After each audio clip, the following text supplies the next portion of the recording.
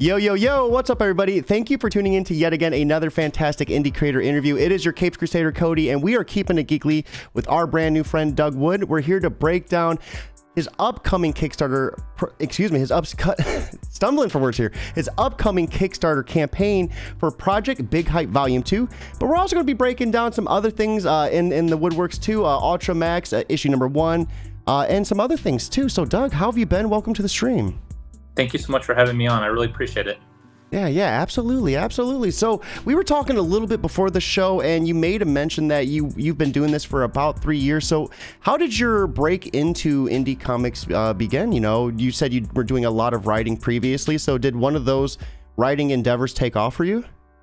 Yeah, basically. I was injured in Afghanistan, and I got put on disability because of my injuries. And part of my therapy was kind of getting into writing, trying to get my mind off of things. And I did that writing for a long time. And eventually I got talked into trying to do Discord thing called the Comics Jam, where we just write one script every week and try to get artists to work on that, and just kept building from there. And that really helped out, was just starting small,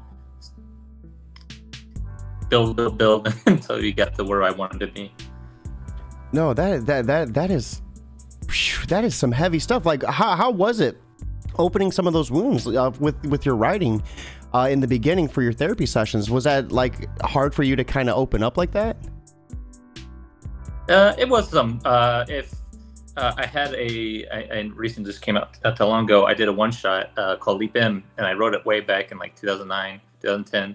And that was kind of part of it. And it getting released, and after everything, and trying to get my mind off things, I really appreciated that, all the work I got to do.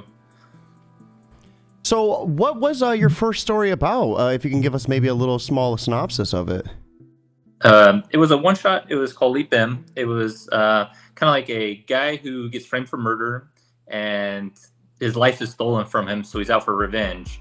But like the sci-fi twist is, he's getting put in, instead of going to jail, you get put in a machine that like pushes you forward in time. So instead of being in prison for 30 years, you're put in a machine for like an hour, and outcome you come out 30 years older than you were. Wow. So there's not an old man trying to get revenge for the life he was stolen from him. That is such a crazy concept. What influenced you for that? I loved that idea. That seems so intricate. I'm not really sure. I apologize. My memory part is my disability, and oh no, you're fine. I'm not sure what really got that idea going, but the main focus is like kind of this down and out veteran that's trying to rebuild his life after something happens in the war. I mean, that was kind of how I felt at the time. So just added like a sci-fi hook to something that was already kind of feeling about myself, I think. So did you think that was kind of like your own like release from it as well, like kind of putting that out on paper like that? I think so, yeah. Hope it wasn't going to be too embarrassing, or people will enjoy it. And so far, the people who have read it have been really kind. I did a signing not that long ago for Ultramax issue 1, and some people bought it, and Leap In, and they called back into the shop later, and they were like, "Hey, man, we really love your comic. I just want to give you." I was like, that feels really good. When they were willing to just even call back in to make sure that I was told that, hey, they really liked my comics. Yeah, that has to be such an awesome feeling. And speaking of Ultramax, I had the opportunity to read that as well. How far into your creative journey did Ultramax come along? That was pretty much right after as well. I wrote issue 1 pretty much like 2010, and it was kind of something different. I was watching a lot of Locked Up with my wife, because she was kind of into those kind of weird like prison reality shows kind of thing. And I just remember the episode where in Batman the Animated Series, where this just like no-name henchman kills Batman, and Joker's just mad at him. He's just incensed. He's like, "Who's this nobody? I want him. I want this guy that stole Batman from me." And I just wanted to see what that would feel like in a different setting. So. No, I love it too. Do you have any plans on maybe doing like a prequel or an issue 2? Like anything to build off of the world? There's 4 issues on this one. Issue 2 is already released. It just came out back on July 29th. And then I would hope we get more, but it's just really up to the publisher if they want to pick up more, or if they don't, maybe going back to Kickstarter and seeing how it goes. Yeah, and it had such a crazy twist too. I love the way the world building was. I mean, because all of it's done with this man in prison, so that was like the beauty of it. You did accomplish so much with so little. And the urge to see this Red Hawk, you know, to see what he was capable of, and see how the protagonist was able to kill him without using powers, like that's like what blew my mind, because like it was almost made like this guy's like some sort of Superman, and this regular Joe was able to take him down. Yeah, I hope that came across. I love the twist at the end too. I will not spoil that for anyone listening, but wow, I did not know issue 2, so I'm gonna have to check that out as well. Where can people find that? Right now in comic shops, it's out from Source Point Press. So issue 1 came out back in May, June, issue 2, and then upcoming at the 29th, I believe, is of this month is issue 3. So. Wow, so is that a hard schedule to keep up with? That seems pretty impressive, like with the rate you're dropping them out at. Well, we actually ran this originally as a Kickstarter, and we just did it as the full trade. So this is the first time us releasing these into singles. Okay. So it was already completed, and so it was kind of nice to just like get to have that single issue for the first time. No, I gotcha. So with Project Big Hype, I'm getting the feeling that this might have been born from those Discord comic jams, you know, the way you would all work together and do that and create something from that process, just really amplify to such a larger degree. Can you give us a little bit of a breakdown of like what went into creating this? Yeah, it came from that jam plus a different Discord where we met and talked about comic creators, and we would argue like, why isn't the comics industry doing this? Why are they not focusing on this? And it's like we just had so many ideas and frustrations, and we just kept talking. Manga's so popular. Why is nobody trying to do that model in this day and age? Why are nobody trying like the Shonen Jumps or the whatever, you know, those big collected editions where it has lots of stories, and there's so many creators that can cut their teeth there, you know? And so working in the Comics Jam, that first volume, I just said, hey, here, I want to give you guys a chance to work with pros if we can. And I was lucky enough to talk to some pros and working with some people that they may have never heard of, and give them a shot. And it was pretty cool to get like big names and some people that people hadn't heard of working together. That is really cool. How were you able to get those connections, if you don't mind me asking?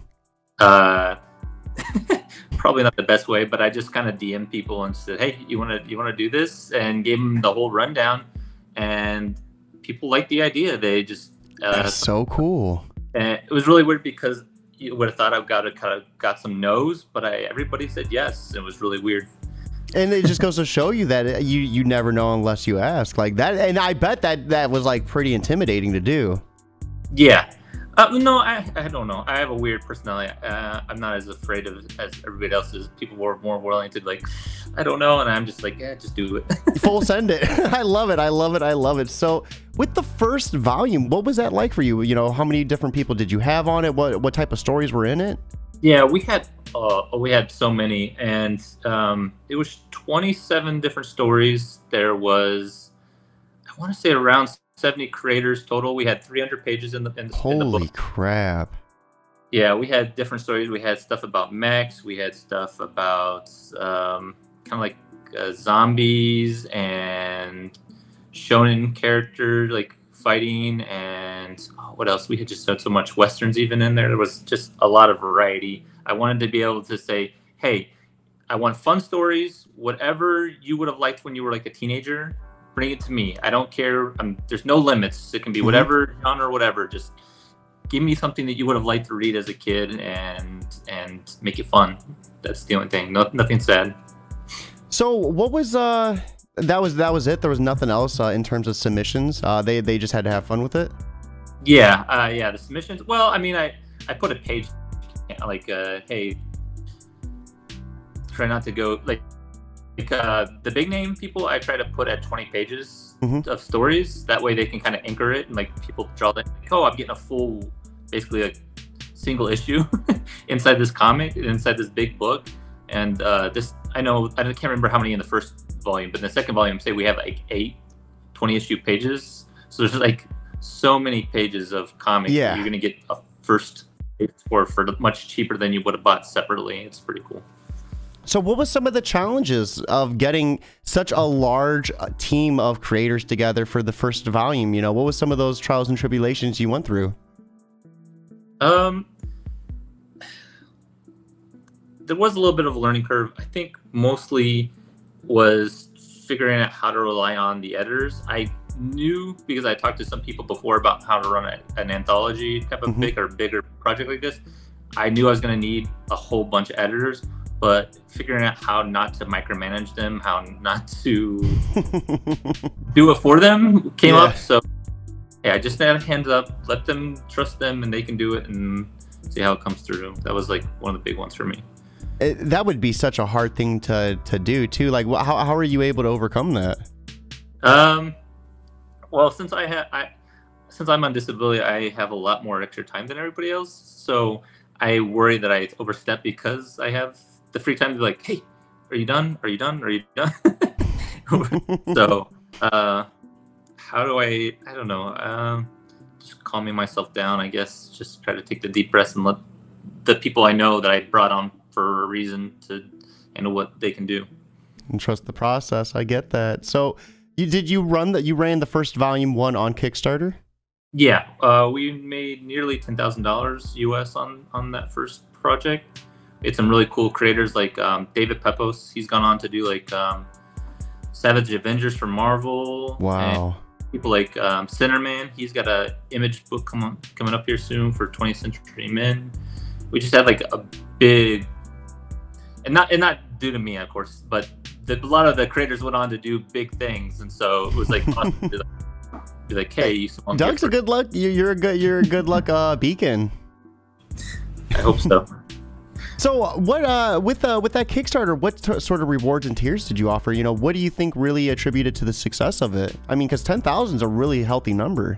Yeah. I think it was just largely the creators. I think that was the biggest draw. That some people really loved like David's work or saw Centerman's art and were like blown away by it, and they wanted to get a piece of that. And so I also was offering like, hey, even for $1, I'll give you a 20-page story. You know, you can get in and support this book any way you can. And that is pretty genius too. 20 pages for $1 is a steal.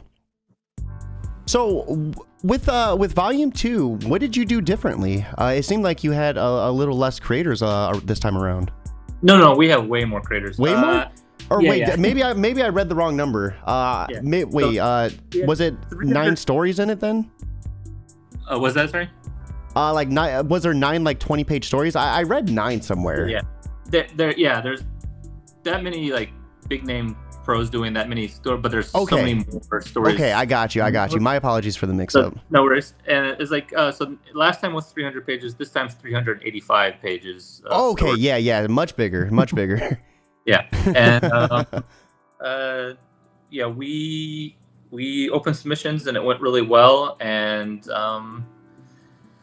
we just got a really awesome crop of talent that we gotta like. Yeah, it feels good. So, what type of stories did you submit any stories yourself within this? Yeah, so the first time I didn't get into I had to kind of keep myself out of. This time I submitted my own story, and I'm doing kind of like a ode to fighting games. I got a little like, what if Street Fighter meets Mortal Kombat type thing? What if all the other fighting game losers had to fight in Mortal Kombat to kind of redeem themselves for losing their tournaments type of thing? I like that. It's called Loser Pool. So real quick, we have Oblivia over on Twitch stopping in to hype things up, and Nordic Uni, I'm here showing my support, but the phone's muted.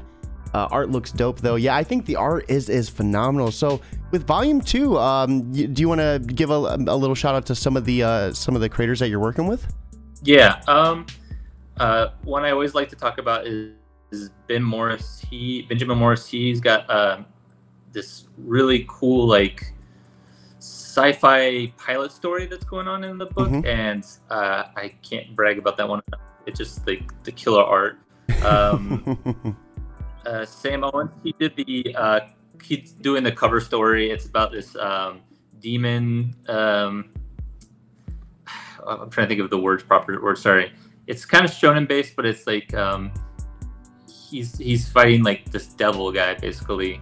And I try not to give too much away, but if you're familiar at all, he's got a big explosion of all his like weird Garfield comics he's been posting on Twitter. Okay. He's been doing like a lot of Hieronymus Bosch meets Garfield art, or Monster Hunter not Monster Hunter, Dark Souls meets. Anyways, if you follow him on Twitter, it's amazing. Who else is there? There's so many people, and I don't want to leave anybody out. Hello Berlin. He's doing a crazy story. It's just kind of like a riff on future, and it's fighting, and it's mind blowing. He does so many different things with just energy, is what I'm trying to say. Okay. in the characters and the art, and it's just like it's just so perfect. I think. I love it. I love it. Do you have some of the creative team listed on the Kickstarter as well, right? Yes. We can actually. I was gonna say we could actually just pull up the Kickstarter, and then when we get to that part, just kind of shout them out. Yeah, please. Yeah, absolutely. So let's go ahead. We're going to pull up the Kickstarter right now. We are looking at Project Big Hype Volume 2, a 385-page manga-sized book Shonen Jump for Western comics. Currently at 4,215 of 6,000 goal. Congratulations on that, hitting that with 18 days left to go. That is awesome. How are you feeling, Doug? Pretty good. We were over half the first week, so just got to get there to the end now. Yeah, that is fantastic. For anyone that is watching, I am putting the link in the chat. Be sure to check this out with us, and if you like what you see, be sure to back. I mean, there's some awesome tiers, and I love it. Project We Love too. Congratulations on that. How did that feel when you guys got that?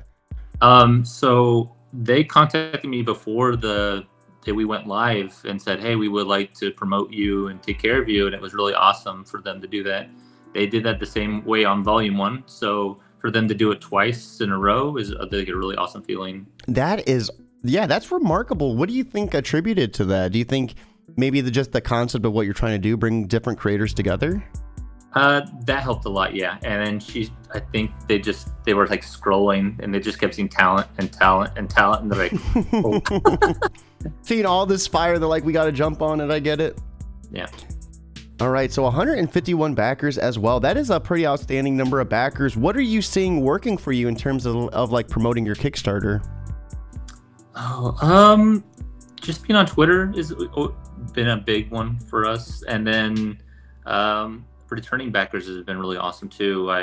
It'll say like, hey, they were watching the project and they banked, and so. Oh, that's really cool. All right, let's go ahead and start scrolling down. Right here is the story, and a big look at the cover as well. I love this. What is some of the inspiration behind this? Like, what are we looking at right here? Okay, so this the art is by Jimmy Kujai. I think that's how you pronounce his name. I'm sorry, Jimmy. I know I looked at your thing before I came on, and I still forgot it. This is based on a story by Joe Glass, who's done Pride for Dark Horse, and Sam Owens, who I was talking about earlier. And it's this character that's going to be fighting demons. It's called Hellman, and I just don't want to give too much away. But it's You're fine. You're fine. Shonen. If you like manga, it's going to be hitting you real good. Yeah, I just love it because it's gorgeous looking. So I had to ask, because like this is like. When you see it, it's like so like visually striking. It's like my eyes are wondering like what part to look at next. Yeah, thank you. So we are looking at Project Big Hype Volume 2. We are back, bigger and better than before. So this is going to be once again 385 pages, collection of stories modeled off Shonen Jump, providing Western creators an audience and experience they felt was lacking in the current comic landscape. So let's talk about that a little bit. Where do you think is, what exactly is lacking, and what are you guys trying to, fill? Well, so many young creators I've met say that they got in on manga nowadays, and there is no model in the Western comics audience for those fans. There's no like big meaty book that you can go and look and read, and then those stories spin off into their own, stories. So there's no way to find something easily and then keep following that book if you want to. I'm sorry, I'm trying to get my words right. I apologize. No, you're fine. You're fine. I have trouble you can take 100% as much time as you need. I just wanted that platform of these stories. If you find them, if you love them, they could go on and do their own thing, and hopefully people would. And I felt like it wasn't that kind of thing for people to cut their teeth on if you're a new creator. Yeah, no, and from my time within the indie community, I haven't seen anything really done like this. I think I've seen anthologies, but this is like its own thing. It's its own like separate market from that, and I really thought that was such an awesome aspect of it as well. And it's really cool, what you guys are trying to do and what you're accomplishing as well. So we see that raising funds for a print run of this book, and once you hit your goal, all backers will get a digital version of this comic as well. So everyone who backs get a digital before it even goes to print. That's really cool too. Yeah, that's my big promise is, hey, we're 100% done with this book. It's complete. It just goes to the printer after we're done. I made sure that we waited until we had everything completed, so you get the full experience right away. There's no waiting on artists to finish up or anything like that. I took that time, and then you guys just get the rewards if you help me get it funded. No, I love it. So this is featuring 25 stories from 80 creators. What was some of the, why make it bigger? It just because you knew how it worked the first time around, or did you want to add much more to it?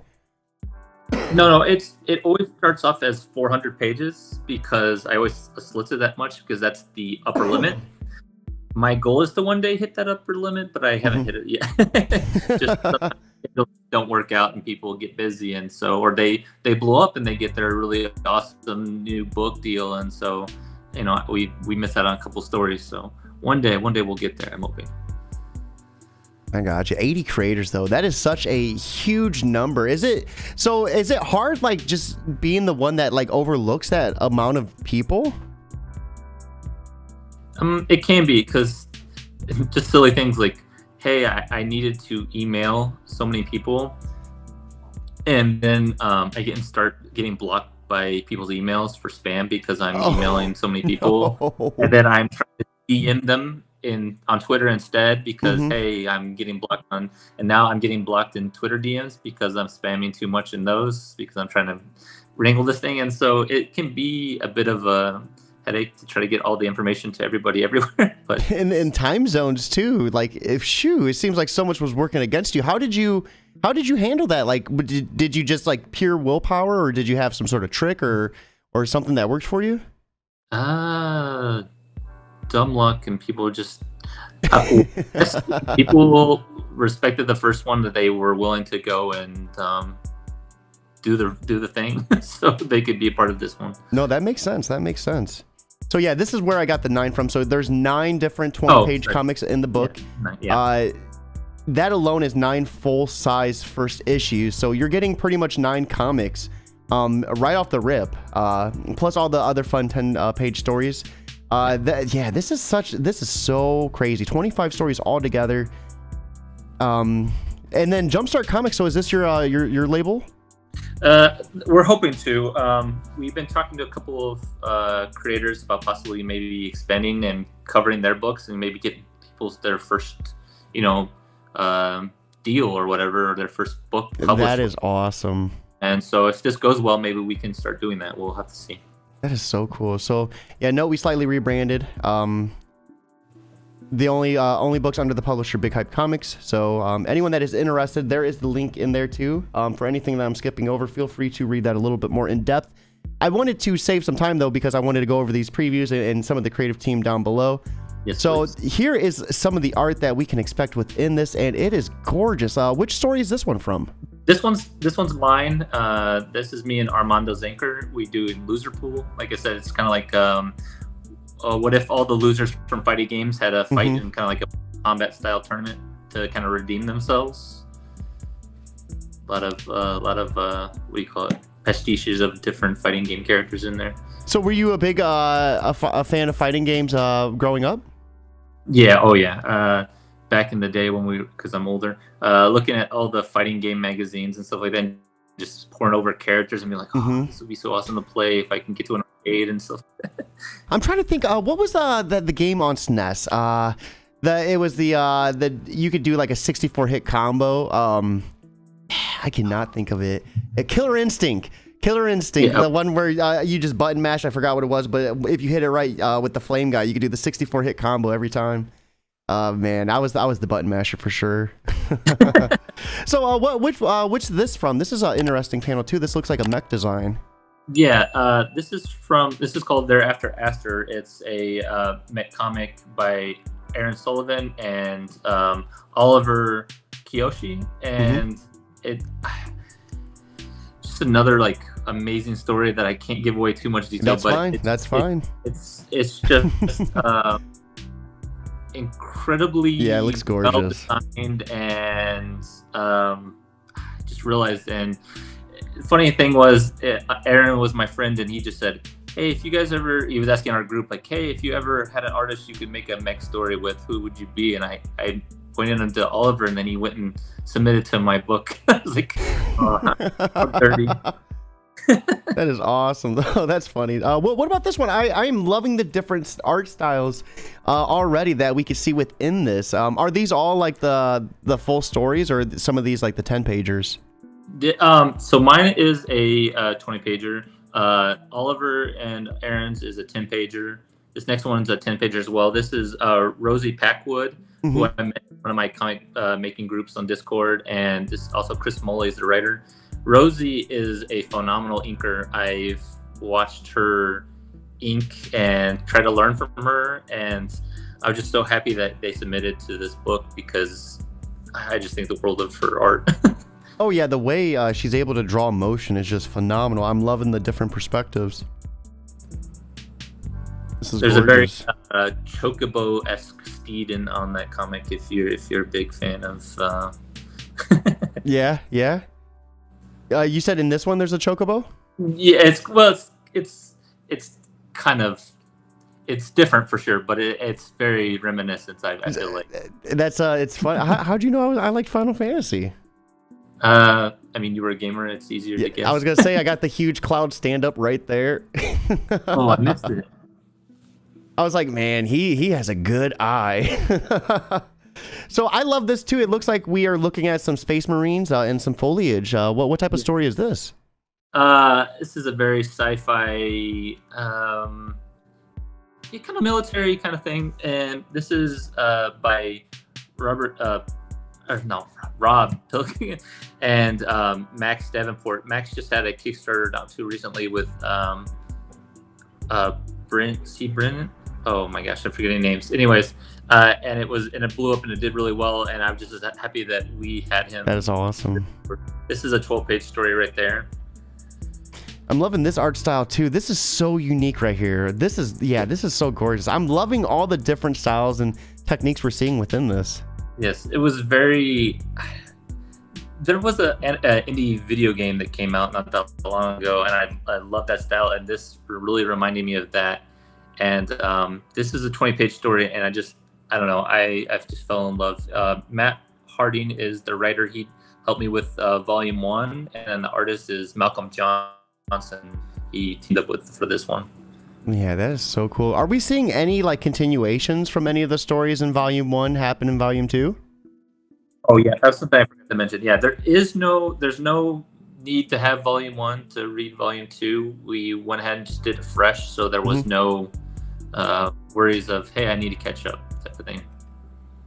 So right here is a mini poster reward tier, the Project Big Hype. Yeah. I'm loving this. So this was the cover for issue. This was the cover for Volume 1 that we wanted to make into a mini print if we could. Yeah, I love it. That's so cool. My Oblivia was saying earlier she loved all the blues and the purples in it as well. Yeah. And like two like polar opposites, you know, you had this cover for the first one and it's like a super demonic one for the second one. I love it. So Sam drew the first cover, and then I had somebody else do the cover for his story for the volume 2. I wanted to have a little bit of continues, so he kind of got rewarded for doing the cover for volume 1. And then is this a variant? This is some of the stories chose to do kind of like title graphics for their intro story, and this is Golden Arms. This is Mike Morocco. He was kind of the art director for this book, so he kind of helped make sure the art was all ready and done and presentable. So it's a really awesome story of Kung Future, as he likes to call it.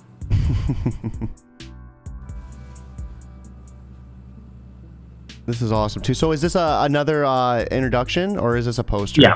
Yeah, this is another introduction. I mean, they're going to be printed as posters, but they're like were something that they had done for the introduction posters. So this is Ella Berlin.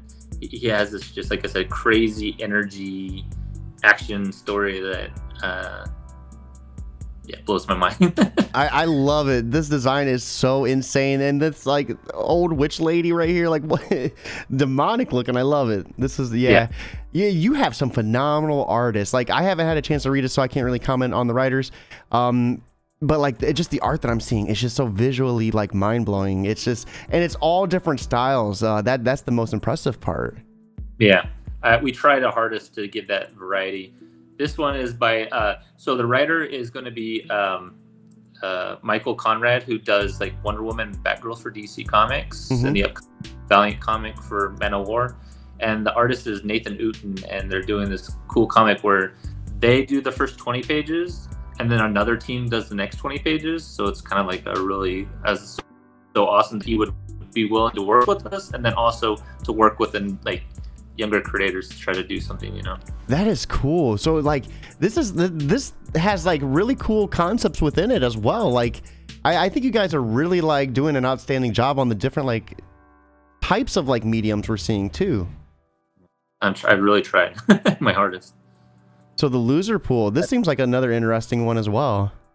Yep, this one's mine. This is the it's kind of like the title page for ours that's getting printed up as a poster, and yeah, just pure fight comics. I see the Tekken tribute right there with the American flag tattoo. Yeah. And then here's a look at some of the creators. So we can kind of reflect on some of the ones that you missed earlier. How do you want me to do this? You just want me to scroll down and you'll just name them off, or? Sure. Scroll down and I can pause when we kind of get this one. We haven't talked about yet. Those are Sam and they're the cover. Okay, I gotcha. Story. So you just tell me when to stop. Ooh, yeah, I talked to AJ not too long ago. Robin, Max, we talked about them. They're the sci-fi Marines type of deal. I love this. This looks demonic. Yeah. So we were super glad to get in Goran. I hope I'm pronouncing that wrong. I don't have the proper. He's an amazing artist. He's a big time artist, and we were happy to get him in on board and just did this crazy barbarian type, warrior type comics that I was super happy that he was like, yeah, I'll do one. This is Alex Moore and Oliver, and they did a crazy romance sports comic, and you don't have to like sports to like this comic. It's just pure zaniness, and I love it. So sports is like a big thing over in Japan, isn't it? For a lot of their manga and stuff, it seems like sports have like really blown up. Yeah, it's crazy because if you read sports manga, there's so many nearly no misses. There's just, when people do it, they do it so well, and there's a lot to love in that genre. And I was happy to have some, because there's not a lot in the American comic scene or anywhere else really. So I think we already talked about Matt, right? Matt Harding. Yeah, Matt. Yeah, and this one is by Riley Hamilton and I'm gonna butcher this name. Sorry, Vinicius Carrero, and this is another like sci-fi, big idea, big world type of thing that I love for this kind of project. Ooh, this one looks pretty insane too. Yeah, so this is so different because in the pitch, I thought, based on the title, based on how they kind of pitched it, I thought this was going to be like this weird, zany type thing, but it's the most meticulously like crafted comic that I think we have in this book. There's just so many unique, different angles and presentation for the pages that we got in this, and it's got like El Gante Jr. versus Apollo Vampires. It's like that real big. That sounds like, so insane. I love it. I love it. That has to be one of the best parts about this, is getting some like crazy, unique stories out of it. Yeah. This is one of the ones I shouted out earlier. Now we can kind of see the art. It's by Benjamin Morris, and the amount of detail he puts in his work, and I can't shout him out enough because he started doing his other projects like We Are Scarlet Twilight. It's like this pulp superhero kind of story, and I think people need to go out there and look for that because he's pretty. Is he writer artist or yeah, what was he? Okay. Yeah, I'm always impressed. I like whenever people can not only do art, but they also like write the story. It's like, I don't understand how that works. Like, I cannot draw to like save my life. This one here. Okay, so Alan is the writer for this, and he's been in both volumes. And both time we take submissions, we have a bunch of editors kind of, rating how much we like these stories. And Alan just blows our mind that both times he's been one of the highest rated stories, just because I don't know, something about the way he imagined things and presents the things that pretty much universally, even though it's different teams of people taking a look at submissions, he still speaks to them, and they still like. I want him to do more things and blow up because that is so cool, he's unique and awesome. Yeah, and I mean, to have someone hit that level of that many different people, that means that story has to be hitting good, hitting the mark on all facets. Yeah, this is that mech story. This is the main character for that. I love it. That's so awesome. I'm just, all these art styles are just so like unique. Like, this is I'm stoked. I wish it was one of those things where I thought I backed this day one, but apparently I didn't when I was going over it. So I can't wait. Is there the option to get volume 1 as well? Yes, there is. We reduced price a little bit, so you can get both for a little bit more bang for your buck, hopefully. All right, and like I said, if I'm missing anything, be sure to tell me to stop. And there's my It's a little bit different than I thought it was, but if you look at the up one, that's the kind of my chocobo kind of writing-esque creature that I was talking about. That Rosie. I love it. No, I see it. No, that is so cool. I love it. This is it seems interesting too. Leslie Julian. He co-wrote a different project we kickstarted last year, and I asked them to be part of this, and we teamed them up with Zach Kinsley, and they chose to do a arm wrestling tournament kind of story. And I was like, oh, okay, man, I'll let you do whatever you want, because I trusted him, and it came out just making me smile, and so I was happy to be a part of that one. That's so cool. And I seen you had AJ too. Both of them were on head cases. AJ Mason. Yeah, him and Ben Humick do a barbarian sci-fi time travel story. That was another thing. Like, he just like reached out and he's like, "Hey, can I be a part of this?" And I said, "Yes, please." And they pitched it to me, and okay, yes, double yes, please.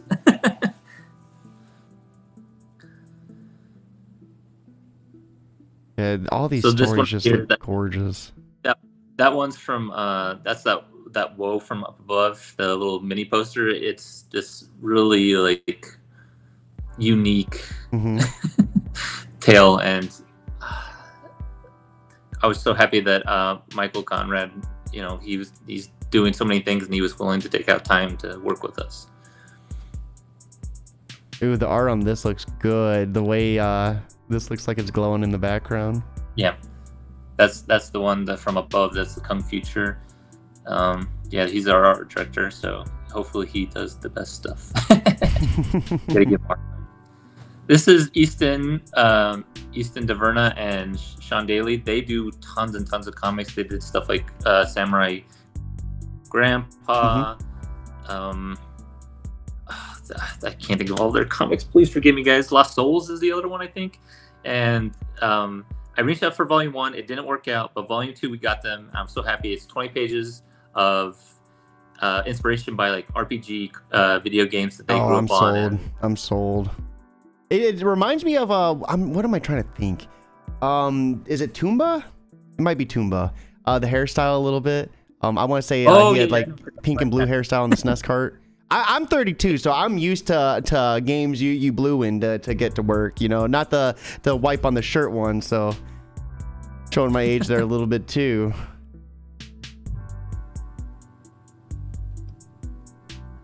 Oh, L.A. Chavez, he's running a Kickstarter as well right now, isn't he? Yep. What, a Hair of the Dim Mark, I think? Yeah. He came on a little bit later in the thing, but we were happy to get him. I worked with Frederica on a couple of short comics that are getting plucked up by different anthologies, so teaming them together is pretty amazing. That one is a little bit more risque, so if you are a little bit more above the age limit, maybe you'll enjoy that one. Ooh la la.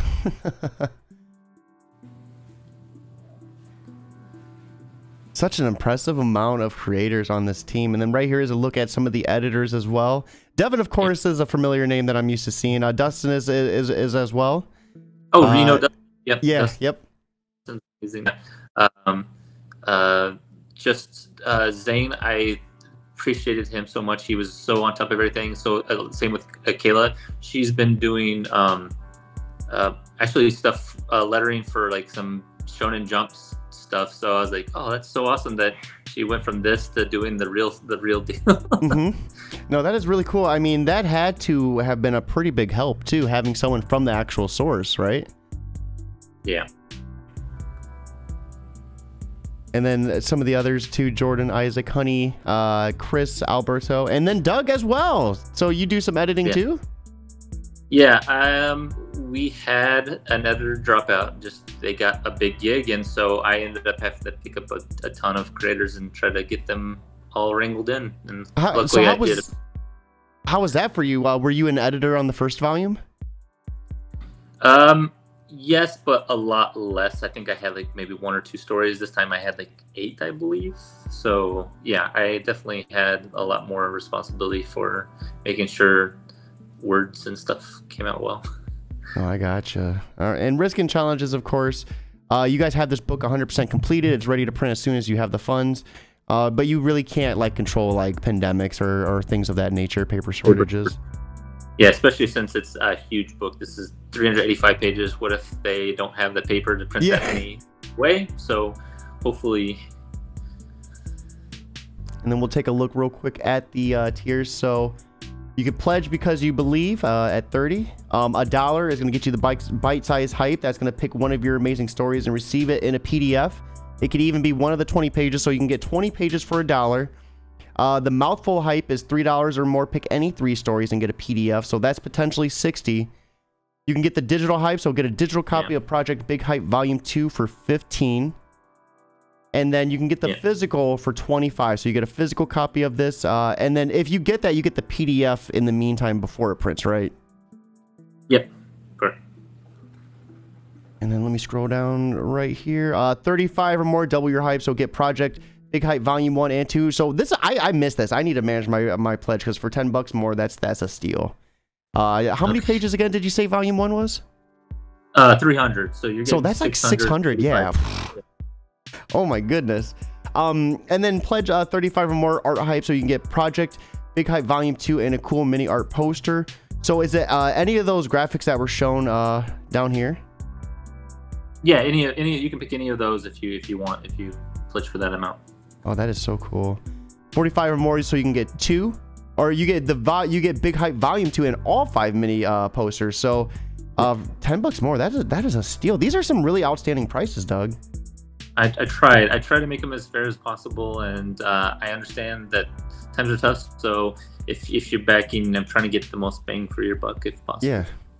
$50 or more is the retail hype level 1, and then you could also that'll get you 3 copies of the physical.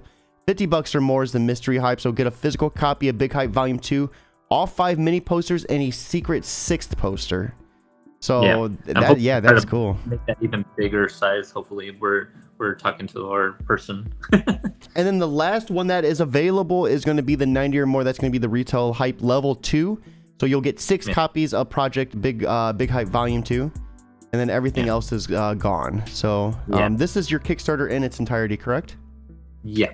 All right, let's go ahead and we'll remove that and go back to our main screen. So after taking a look at the Kickstarter, what would you say to anyone that is watching right now and is on the fence about backing? What would you like to say to them directly to kind of help push them over that bump? If you like comics, this is the comic for you. It's not a single couple minute read like a lot of floppy comics are. You're getting a huge chunk for your money. You're supporting so many creators that may be getting their first shot to be published. That's a big help if you could. And trying to make a change in the way things go. So if you would like to support some changes in the industry, I would really appreciate the help too. Yeah, that is awesome, and I think what you're trying to do is remarkable too. With that being said, I've heard some buzzes. Is there already a Big Hype Volume 3 in the works? I'm trying. We'll see. So when is that expected? I mean, if there's anything, if you can't talk about it, I totally get that. But if there's anything you can talk about, most people are done at least up to penciling, I think, at this point. So we're looking at April next year, if it's possible. And then with Ultramax, you said there's 4 issues already planned. Is there any hope for maybe more after that, or are you done with the story at that 4th issue? Originally I was but people kept talking to me, hey, what's next? What else? And so if it sells well, I'm hoping that they'll be interested in being able to do more, or Michael's, the artist, is interested in doing more. Oh, absolutely. And you kind of made some touches here and there too. What other projects are you involved with currently? I know you made a mention of an anthology, but is there anything else that we can find you on? Yeah. Well, I started this kind of fun fan comic jam kind of idea. There was a pitch by Alan Moore back for DC where it didn't get used, and I thought we could try to do that as a kind of comics community. So a writer does so many pages, then an artist can do so many pages. So say an artist writes for 5 pages, and an artist can write 2 or draw 2 to 5 pages. And we try to finish this project that he envisioned and that never got made. And I thought it was kind of like a ode to the master of comics, and something that everybody can get in on, regardless of skill level.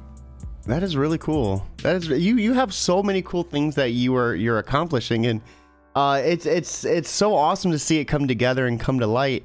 Before we wrap things up, Doug, I always ask every person I interview a question in particular, because as much as this is a podcast focusing on you as a creator and the book that you're trying to promote, it is ultimately a nice little tool for anyone watching, and it might be a first-time creator. I know, with this book, you're trying to get people who want to be published for the first time published, so you might be the perfect person to ask this. For anyone that is starting out for their first time as a creator, and maybe they're struggling just getting the process started, just getting going with it, what type of advice would you offer them to help them break through that? Yeah. So I know everybody needs to learn the lesson, but something I learned was making friends to make comics. If you try to lone wolf it, you're gonna struggle more often than not. And having people there to support you and help you when you don't know what to do next is going to be a big thing. I myself had tried for years, and I didn't get anywhere. And I started to join communities where we were making small comics, just 1 pages weekly, and doing something small and proving that you can complete things makes a big difference in people trusting you to do more. So if you can start small, if you can tell a full, complete something in bite size, people are more willing to trust you to keep going. I did that 1 pages, then I graduated to a 4-page where I got named as a finalist for a contest, and then people started taking me seriously. And then I did a one-shot, which is only 28 pages, and then I got to do a series, which was 4 issues. So I'm slowly building up, and if you can do that, I think that's going to be your best bet than going after your epic right off the bat. Yeah. No, that is some awesome advice. Thank you so much for that, Doug. That was, I think that is remarkable. I think it's something that is very achievable too, taking small swings first. And then once you build up that confidence and that ability to tackle it, go for that larger epic instead of right out the gate. Because that seems like it would just be, not only are you kind of shooting yourself in the foot, but then you take on so much at once and it becomes overwhelming, right? It takes the fun out of it. Yeah, especially if you say you're a writer, you're investing a lot of money up front that maybe it doesn't come through or whatever. You don't have the ability to handle it yet. Doing stuff and proving that you can do it and you still want to do it after you do a few things is going to lead to more success more often than not. And I know a lot of people are thinking, 1-page stories, that sounds terrible. How do I do it? And that's how masters like Grant Morrison, Alan Moore, and a lot of other creators started, was doing shorts in small magazines and then working up to the big stuff. So if the best in comics can do it, then you can do it, and then make yourself one of those people too. No, absolutely. Well, with that being said, guys, this is time for us to begin wrapping it up. It has been a fantastic time, a beautiful Sunday. Doug, I appreciate you coming on here, break down Ultramax and the big hype.